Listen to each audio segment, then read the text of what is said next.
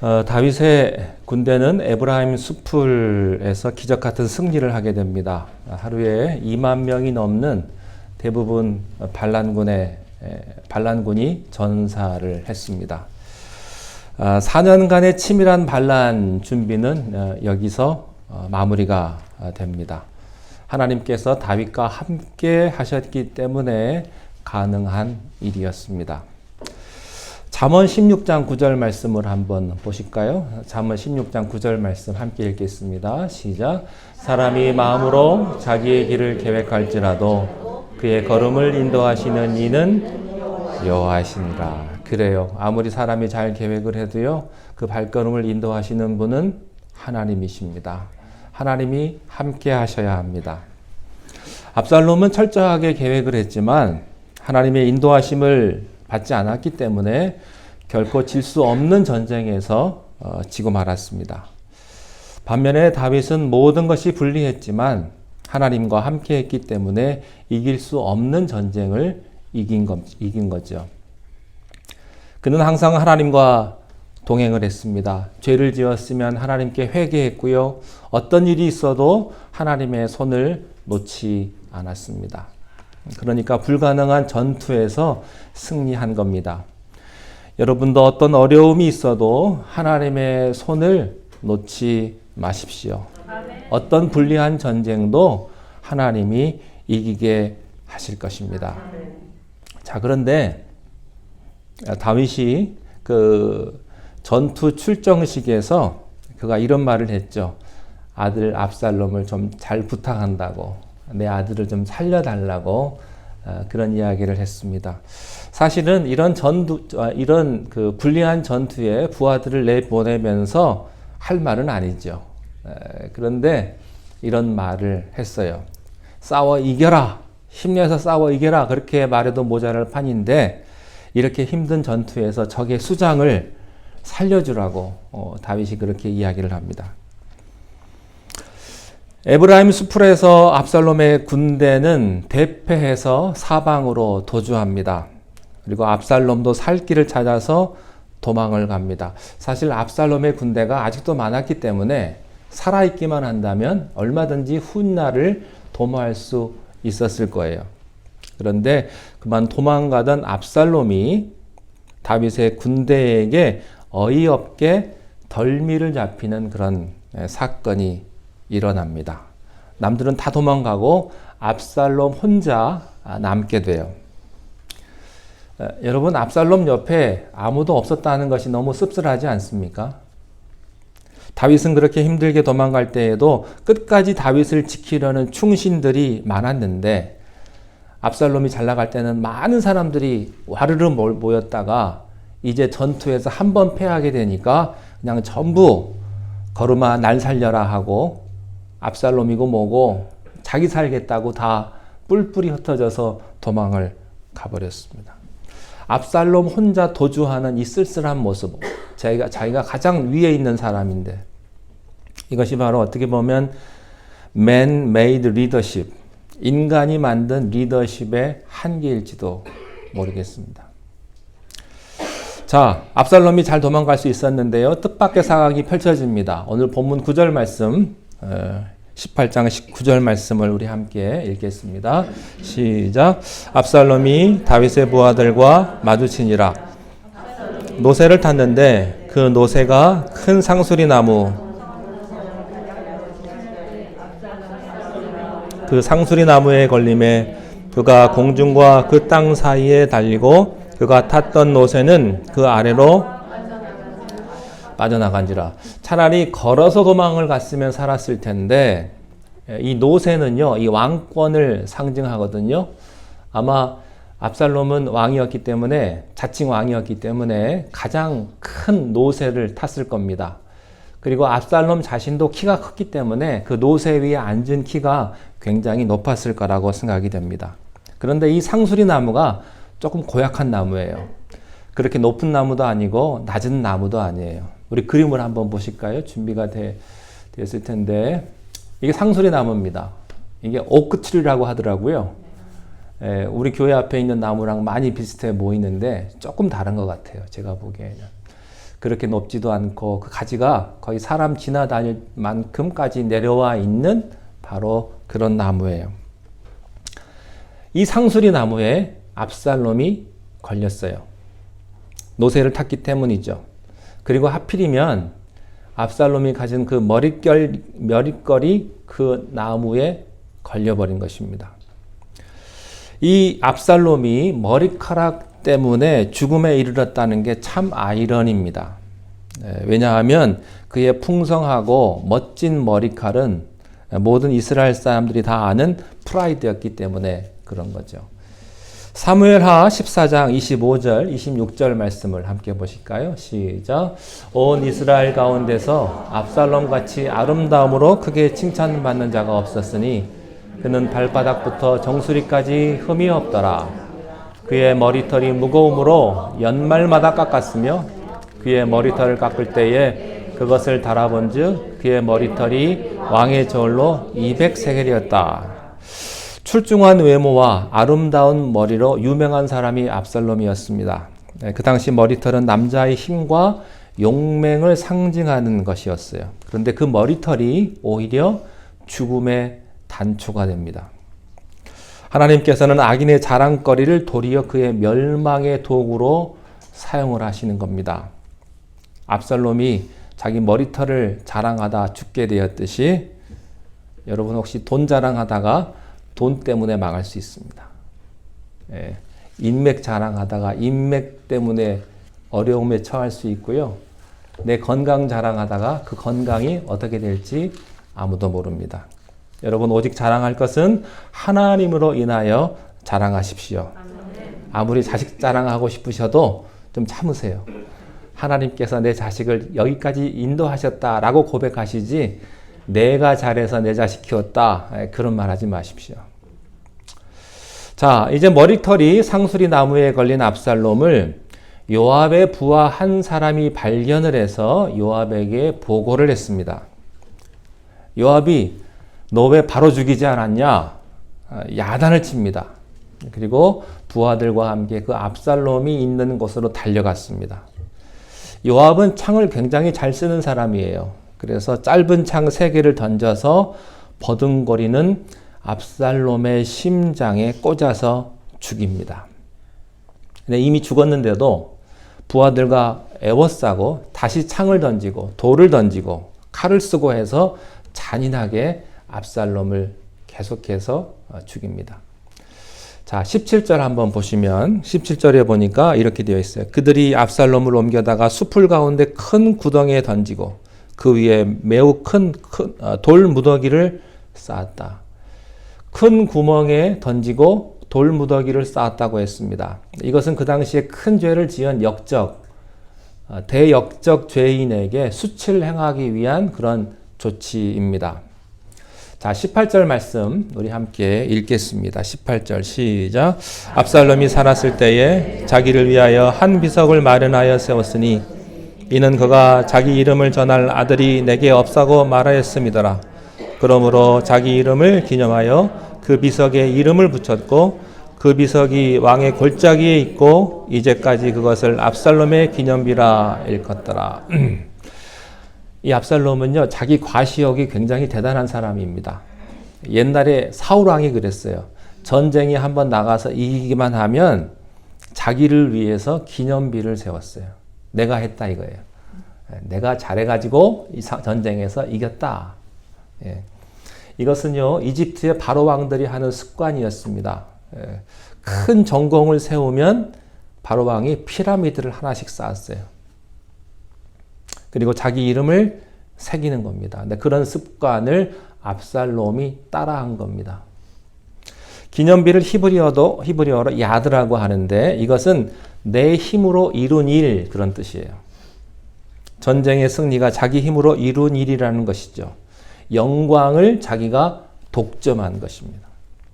영광이라는 헬라어는요, 원래 하나님에게만 사용할 수 있는 단어인데 이 단어를 사람이 사용하기 시작을 한 겁니다.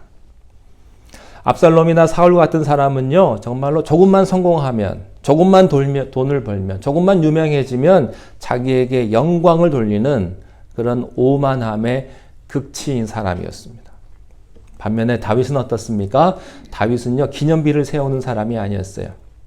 다윗은 왕이 되자마자 하나님의 법궤를 예루살렘 성전으로 옮기고 거기서 하나님의 전을 짓고 예배하기를 가장 사랑했던 사람이 바로 이 다윗이었어요.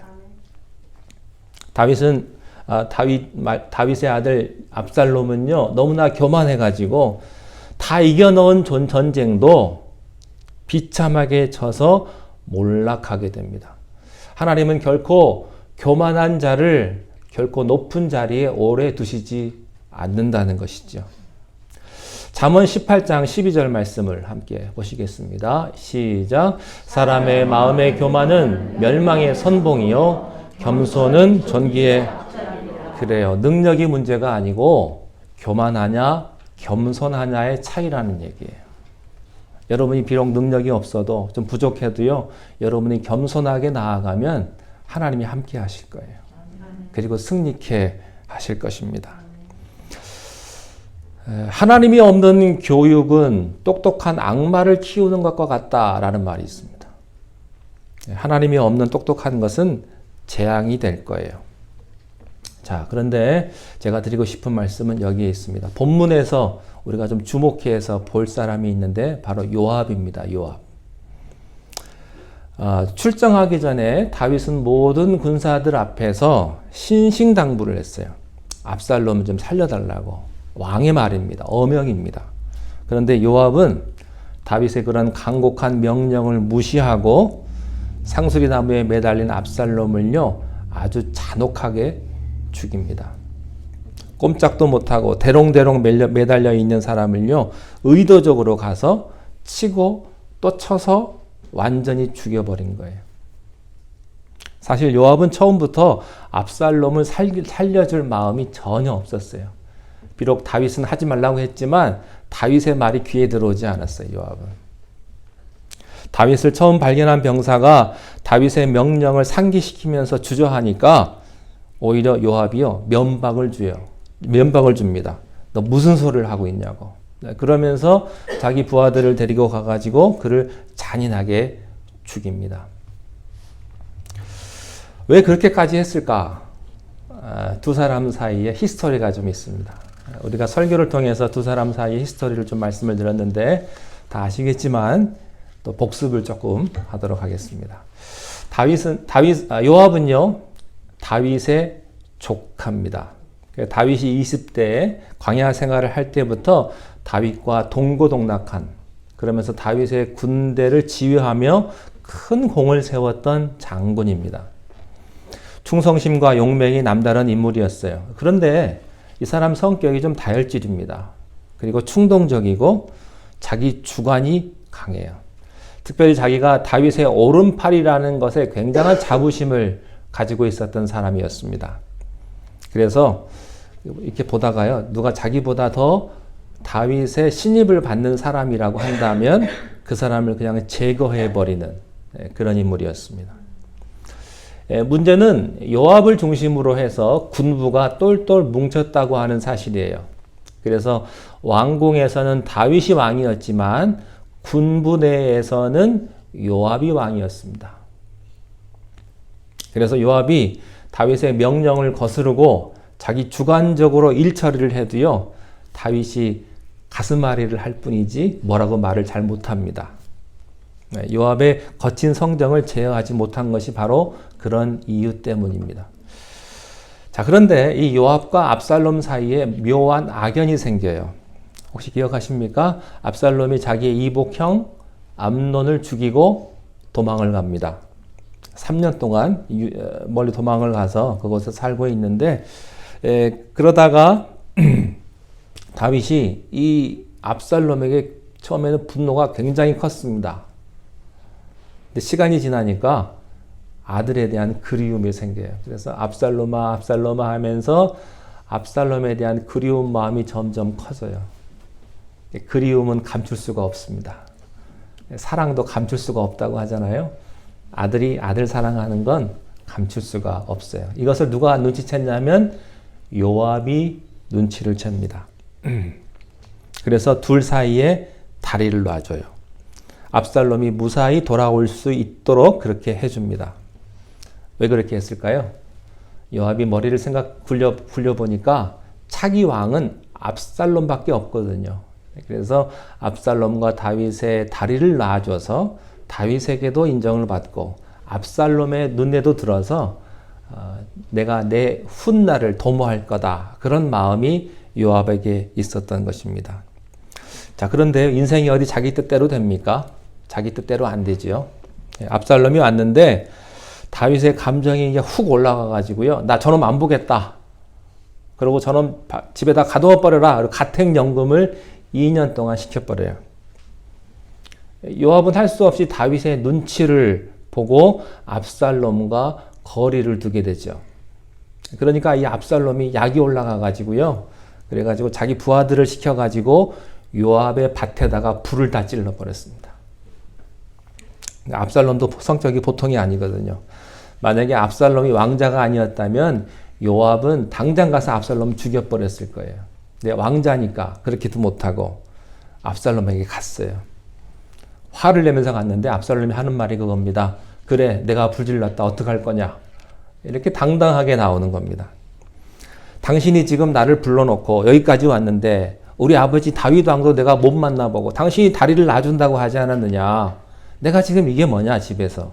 나 차라리 이렇게 살 거면 죽는 게 낫다. 그리고 요압을 굉장히 몰아붙여요. 요압이 그 말을 듣고 다윗에게 가서 지금 백성들의 눈이 당신에게 향해 있습니다. 지금 겉으로 보기에는 어쩔지 모르겠습니다만 아버지와 다윗은 화해하셔야 됩니다. 이렇게 다리를 놔줘서 둘이 화해를 합니다. 근데 이 화해는요, 표면적인 화해예요. 네. 어쩔 수 없이 한 거예요. 자, 그런데 이 압살롬은요, 전혀 고마워하지 않고 이때부터 아버지에 대한 반역을 준비하게 되죠. 이 압살롬과 요압이 서로 내통하던 관계였는데 나중에 요압이 압살롬 편에 서질 않아요. 줄을 잘 선 거죠. 아마 압살롬이 이 요압을 굉장히 싫어했나 봅니다. 원래 악인이 악인을 싫어하거든요. 자기들끼리 욕하고 싸우고. 요압은 어떤 사람이냐면 왕이라 할지라도 자기 마음대로 휘두를 수 없다면 견딜 수 없어 하는 그런 파괴적인 성정을 가진 그런 사람이에요. 근데 문제는요, 이 요압하고 압살롬이 다른 것 같지만 또 비슷해요. 성격이. 둘 다 정치적인 계산이 복잡합니다. 그래서 서로를 믿지도 않았고 좋아하지도 않아요. 단지 둘은 필요에 따라서 서로를 이용했을 뿐이죠. 그리고 결정적인 순간에 돌변을 해서 원수처럼 변해버린 것이었습니다. 이 압살롬이 요압에게 발견된 것은 참 불행한 일이었습니다. 차라리 다른 장군인 이때 같은 사람에게 발견됐다면 이때는 다윗의 충성스러운 신하였거든요. 그러면 목숨은 살렸을지 모르겠어요. 근데 하필 요압에게 걸려가지고 죽은 것은요, 끝까지 회개하지 않은 하나님의 심판인지도 모르겠습니다. 자, 이제 전투가 끝났습니다. 승리했습니다. 그런데 병사들은 환호성을 지르는데 요압한테는 고민스러운 숙제가 남았어요. 전쟁에 이긴 것은 굿 뉴스인데 압살롬이 죽은 것은 다윗에게 배드 뉴스거든요. 요압은 다윗의 뜻을 거스르긴 했지만 다윗의 마음을 누구보다 잘 아는 사람이었습니다. 그래서 다윗에게 어떻게 이 말을 전할까? 라고 고민을 하고 있는데 갑자기 아히마아스라는 사람이 탁 튀어나와가지고 제가 전령이 되겠습니다. 라고 나온 것입니다. 여러분 이 사람 기억하십니까? 이 아히마아스가 어떤 사람이냐면 훗세가 예루살렘 성전에서 몰래 밀사를 보내서 전령을 보낼 때 그때 가서 다윗이 요단강을 건너게 그 소식을 전해준 사람이 바로 이 아히마아스라는 사람이에요. 근데 이 사람이 이번에도 왕에게 기쁜 소식을 전해주기 위해서 자처한 그런 케이스입니다. 굉장히 순진한 사람이죠. 요압의 이 복잡한 심경을 아히마아스는요, 알 턱이 없어요. 그래서 요압이 이 아히마아스를 말립니다. 자, 20절 말씀을 함께 보시겠습니다. 20절 시작. 요압이 그에게 이르되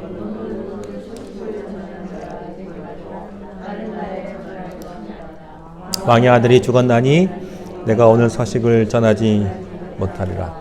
요압이 이렇게 말하는 거, 이거 빨리 알 필요가 없다. 아마 아히마아스가 그렇게 생각했을 거예요. 다윗 왕은 전쟁에 승리했다는 소식보다 압살롬의 죽음이라는 비보에 더 예민하게 반응할 것 같았고, 그걸 아무 생각 없이 전하는 전령이 기쁜 얼굴로 왕에게 가서 전했다가는 화를 당할 수도 있겠구나라고 요압이 생각을 했을 겁니다. 그래서 아히마아스를 앉혀놓고 죽어도 될 것 같은 구스 사람, 이방인 구스 사람을 전령으로 보내게 됩니다. 근데 문제는 이 아히마아스가 속도 없지 펄펄 뛰는 겁니다. 아니, 전령인 나를 보내지 왜 저 사람 이방인을 보내냐고 펄펄 뛰면서 나를 좀 보내달라고 그렇게 얘기를 합니다. 이 젊은 사람이 많은 병사들 앞에서 그렇게 얘기를 하니까 요압이 보기 저 아무것도 모르는 바보 같은 놈 하면서 가슴을 치는데 어쩔 수 없다. 네 목숨이지 내 목숨이냐 라고 하면서 아히마아스를 또 보내게 됩니다. 근데 이 아히마아스가 진짜 철이 없는 게 좀 첫 번째 전령보다 좀 늦게 가져야 되는데 마음이 너무 급해가지고 이 좋은 소식을 뺏길 수 없다 그래가지고 자기가 지름길로 가가지고 쉬지도 않고 가가지고 가장 먼저 왕에게 전하게 됩니다. 얼굴에 기쁨이 가득한 얼굴로 뛰어들어오는 모습을 멀리서 보고 다윗 왕과 신하들은 짐작을 했어요. 무슨 소식이겠구나. 자, 28절을 보시겠습니다. 28절 시작. 아히마아스가 외쳐 왕께 말하되 평강하옵소서 하고 왕 앞에서 얼굴을 땅에 대고 절하며 이르되 왕이 하나님 여호와를 찬양하리로소이다. 그의 손을 들어 내 주 왕을 대적하는 자들을 넘겨주셨나이다. 기적 같은 승리의 소식을 듣고 모두가 다 기뻐했습니다. 이럴 때 보통 왕이라면요 함께 기뻐하고 부하들을 치하해야 할 텐데요. 다윗은 전혀 뜻밖의 반응을 보입니다. 요압의 예상 그대로였어요. 29절 보시겠습니다. 시작.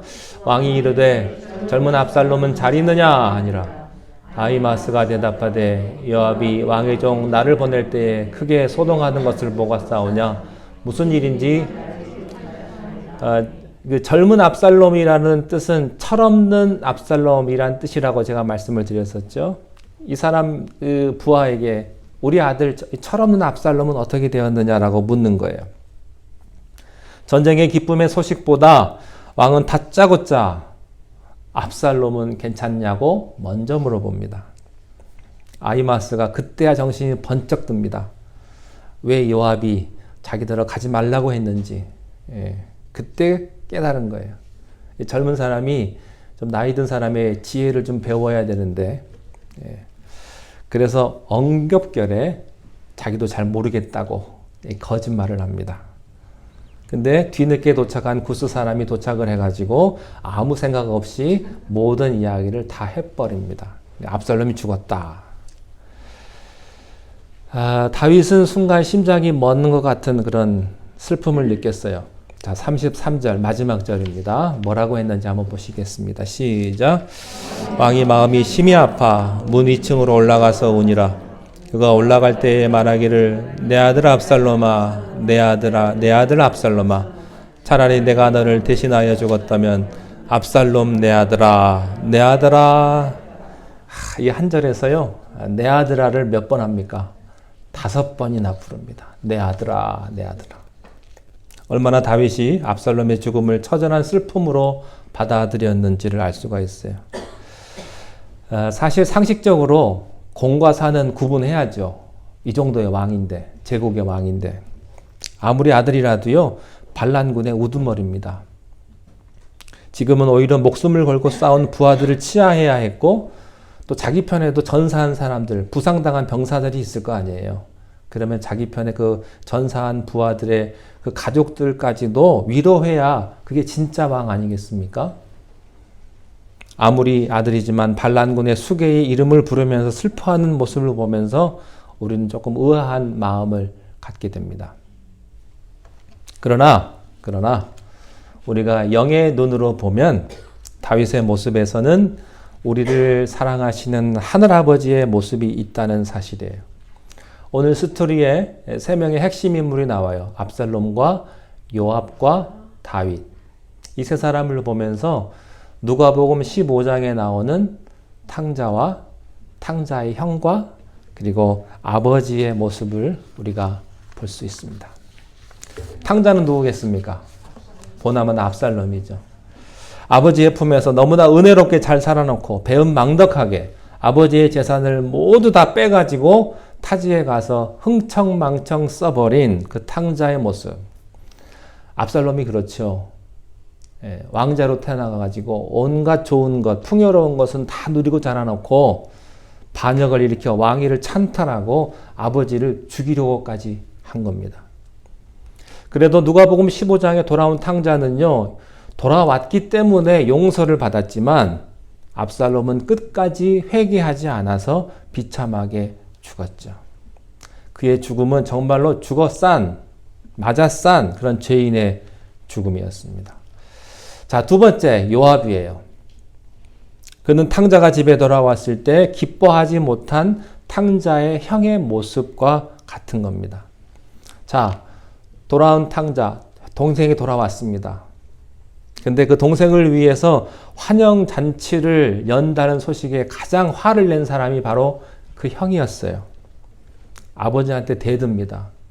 아버지, 그동안 저는요, 아버지 집에서 뼈가 빠지게 일했는데, 아버지는 뭐 나한테 아무것도 해준 것도 없고, 나에게 칭찬 한마디 없는데, 아버지 전 재산 가지고 흥청망청 다 써버리고 도망갔던 저 나쁜 놈에게 어떻게 이렇게 귀한 선물을 주고 잔치를 베풀어 줄 수가 있습니까?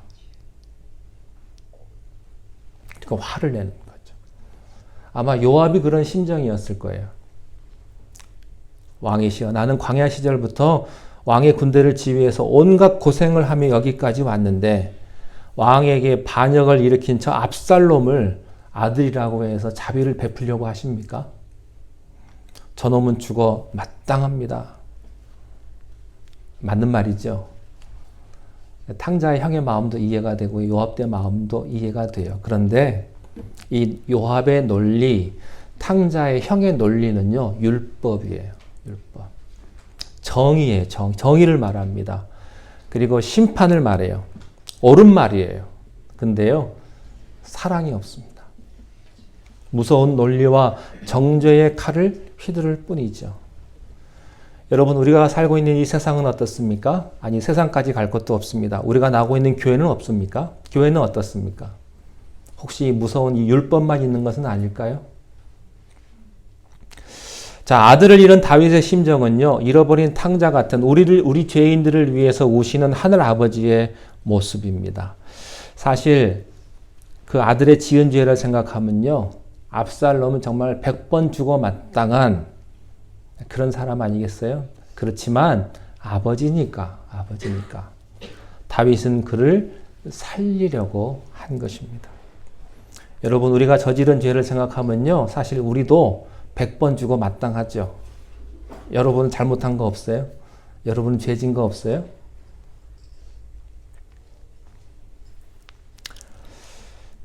사실 우리는요, 압살롬 욕할 자격이 없는 사람들입니다. 그러나 하나님은 독생자 예수를 보내주셔서 우리를 살리려고 하셨습니다. 도저히 이해할 수 없는 하늘 아버지의 사랑, 압살롬을 사랑하는 아버지 다윗의 마음인 것입니다. 자, 에스겔서 18장 23절을 한번 보시기 바랍니다. 시작. 주 여호와의 말씀이니라. 내가 어찌 악인이 죽는 것을 조금인들 기뻐하랴. 그가 돌이켜 그 길에서 떠나 사는 것을 어찌 기뻐하지 아니하겠느냐. 여러분, 세상은요, 권선징악의 드라마를 씁니다만 하나님은 악인까지도 회개하고 돌아오기를 원하십니다. 교회 생활을 오래 한 분들이요, 의외로 하나님의 마음을 잘 모릅니다. 교회 생활을 오래 하신 분들이 의외로 율법적이에요. 요압처럼 날카로워요. 맞는 말이에요. 정의를 외쳐요. 옳은 말만 해요. 탕자의 영처럼 사람을 판단합니다. 옳고 그른 것을 따지려고 들어요. 남의 연약함을 정죄하려고 들고요. 저 사람은 안 된다고 이렇게 X자를 그려버려요. 교회에서 신앙생활을 오래 하고 봉사를 오래 하면 자기도 모르게 프라이드가 생겨요. 내가 이만큼 했는데. 그리고 이제 온 사람, 이제 시작하는 사람을 정죄하는 거예요. 너는 뭐 했느냐 이거죠. 그러나 우리는 우리의 허물도 용서하셨던 하늘 아버지의 마음을 이해해야 합니다. 하나님은 우리를 심판받을 죄인으로 보시기 전에 잃어버린 탕자로 보신 것입니다. 압살롬은 끝까지 회개하지 않고 가다가 멸망을 했지만 압살롬 같은 죄를 지었지만 중간에 회개하고 돌아온 사도 바울과 같은 사람도 있다는 거예요. 우리는 이 사람이 압살롬 같은 구제불능이라고 보는 것이 아니라 사도 바울과 같이 죄수 중에 괴수였지만 은혜로 돌아오고 회개하고 그럴 사람이라고 믿고 서로를 대해야 하는 것입니다. 여러분 구역장님들은요 그런 눈으로 구역원들을 봐야 돼요. 그런 마음으로 봐야 되는 것입니다. 하늘 아버지의 마음을 이해하는 것이 우리들에게 굉장히 중요한 것입니다. 우리에게 이런 마음이 필요합니다. 여러분 하늘 아버지의 마음을 아는 우리 모두가 되시기를 주님의 이름으로 축원합니다. 아멘. 기도하겠습니다.